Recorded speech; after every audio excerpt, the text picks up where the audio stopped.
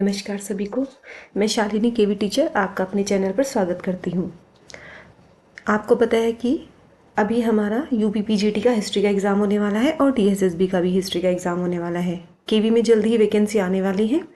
अभी हो सकता है 1 या 2 महीने के अंदर अंदर आपकी वैकेंसी आ ही जाएगी। ठीक है। मैंने कुछ क्वेश्चंस लिए हैं जो कि आपके मिसलेनियस क्वेश्चन हैं, यानी कि आपके एनिशेंट, मेडाइवल और मॉडर्न हिस्ट्री से रिलेटेड है। साथ के साथ वर्ल्ड हिस्ट्री के भी क्वेश्चन होंगे। तो ये एक तरीके से आपके प्रैक्टिस क्वेश्चन लगा लीजिए। ठीक है। तो ये ज़्यादा लंबी वीडियो नहीं होती है, बस 2 या 3 मिनट की होती है, जिसमें आपके काफ़ी सारे फैक्ट रिवाइज हो जाते हैं। ठीक है। या फिर आपने शायद हो सकता है पहली बार उन फैक्ट को पढ़ेंगे। ठीक है। तो चलिए स्टार्ट करते हैं। देखिएगा, इसमें पहला है आपका दिल्ली सल्तनत, है ना। दिल्ली सल्तनत आप समझते हैं ना, इसमें तुगलक वंश, सैयद वंश और लोधी वंश ये सब थे। तो उसमें फिरोज शाह तुगलक जो थे ये तुगलक वंश के थे। तो फिरोज शाह तुगलक ने किस नीति को वंशानुगत बना दिया था? ये एकता आवंटन, ये एकता नहीं एकता आवंटन था। आपको पता होगा एकता प्रणाली किसने शुरू की थी? इल्तुतमिश ने शुरू की थी। ठीक है। फिर उसको बाद में जो बलबन था उसने थोड़ा कम कर दिया था इसको, है ना। उसने बहुत नियंत्रण किया था एकता प्रथा पे।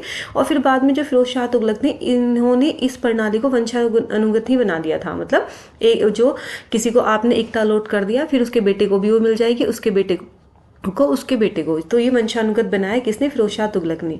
फिर दिल्ली सल्तनत के किस सुल्तान को कल्याणकारी निरंकुश कहा गया? तो फिरोज शाह तुगलक को ही कहा गया था कल्याणकारी निरंकुश। धनवानों का राजकुमार, ये मोहम्मद बिन तुगलक को कहा गया था। आपको पता है मोहम्मद बिन तुगलक, इन्हें पागल बादशाह, है ना, नई नई इन्वेंशन करने की वजह से, तो ये सब इन्हें, और साथ के साथ इन्हें धनवानों का राजकुमार भी कहा जाता है मोहम्मद बिन तुगलक को। दिल्ली सल्तनत में फेमाइन कोड की स्थापना किसने की थी? तो ये मोहम्मद बिन तुगलक ने ही की थी, दिल्ली सल्तनत में फेमिन कोड। फिरोज शाह तुगलक के शासनकाल में कुल कितने कारखाने थे? Most important question. तो फिरोज शाह तुगलक के टाइम में 36 कारखाने थे। आपको पता है कि फिरोज शाह तुगलक का ये स्टेटमेंट है कि संसार में 2 ही मोती हैं, एक तो एकता और एक कारखाना। ठीक है। तो कारखानों पे भी बहुत ज्यादा जोर दिया उन्होंने, और एकता प्रथा पे भी। तो और इनके यहाँ कुल कितने कारखाने थे उस टाइम पे? 36। दिल्ली की जनसंख्या का 10वां भाग देवगिरी पहुंचने में सफल रहा, जिन्होंने प्रदेश में गौरव लाया। यह कथन किसका है? तो यह कथन इसामी ने मोहम्मद बिन तुगलक की राजधानी परिवर्तन के बारे में कहा था। तो आपको पता होगा कि दिल्ली से वो कहाँ ले गए थे अपनी राजधानी? देवगिरी ले गए थे। किस सन में ले गए थे, ये इंपॉर्टेंट है। ये आप एक बार अपने मन ही मन में देखिए, सोचिएगा कि किस सन लेके गए थे, और मुझे कमेंट भी कीजिए। 325, 27, 28 कब लेके गए? 300 नहीं, सॉरी, 1300, 1325, 1327 और 1328 कब उन्होंने राजधानी अपनी परिवर्तित की थी। और उसके लिए एक स्टेटमेंट दिया था इसामी ने कि दिल्ली की जनसंख्या का केवल 10वां भाग ही देवगिरी पहुंचा, क्योंकि आपको पता है कि मतलब वो पैदल ही बस ऐसे ही, उसमें बहुत सारे लोग रास्ते में मर गए, कब कुछ हुआ। ठीक है। तो मतलब बड़े ही लोगों को दिक्कतों का सामना करना पड़ा था जब इन्होंने राजधानी परिवर्तित की थी।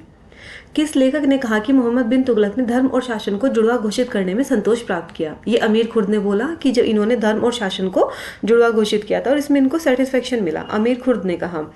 मोहम्मद बिन तुगलक ने कृषि विकास हेतु सौंदर और तकावी ऋण प्रदान किए, जिसके लिए उन्होंने कितना धन व्यय किया?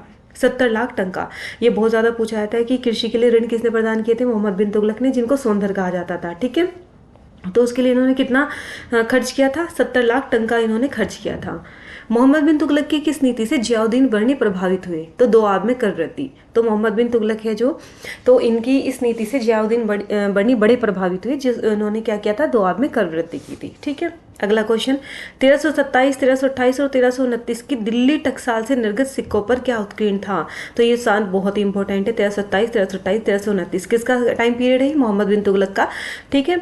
उस टाइम दिल्ली टकसाल से जो भी सिक्के निर्गत हुए यानी जारी हुए, तो उन पे क्या उत्कीर्ण होता था? तख्तगहाए दिल्ली। ठीक है। फिर है, मोहम्मद बिन तुगलक के नागरिकों के प्रति कैसा व्यवहार रहता था? तो मोहम्मद बिन तुगलक जो दिल्ली के नागरिकों के प्रति, वो हमेशा तो क्रोधित रहते थे या फिर वो सशंकित यानी कि डाउटफुल रहते थे उनके प्रति। जलालुद्दीन खिलजी के शासनकाल की विस्तृत जानकारी किस साहित्यिक स्रोत से मिलती है? तो ये हमें जियाउद्दीन बर्नी के तारीख फिरोज शाह से मिलती है। ठीक है। जियाउद्दीन बर्नी के, और जियाउद्दीन बर्नी इनकी किस नीति से प्रभावित होता है? मोहम्मद बिन तुगलक की दाव में कर वृद्धि। और तारीख फिरोज शाही है जो, वो किसका वर्णन करते हैं तारीख फिरोज शाही में? जलालुद्दीन खिलजी का। हालांकि जो बर्नी होते हैं वो जलालुद्दीन खिलजी से ना उनके अच्छे संबंध नहीं होते हैं। ठीक है। इसलिए वो इसमें क्या करते हैं? तारीख फिरोज शाह में जलालुद्दीन खिलजी की आलोचना करते हैं। ठीक है। चलिए, बस इतना ही है इस वीडियो में। आपके 12 क्वेश्चन हैं, इनको देख लीजिएगा। अगर आपको वीडियो पसंद आती है तो प्लीज़ चैनल को लाइक करें और सब्सक्राइब करें। Thank you so much.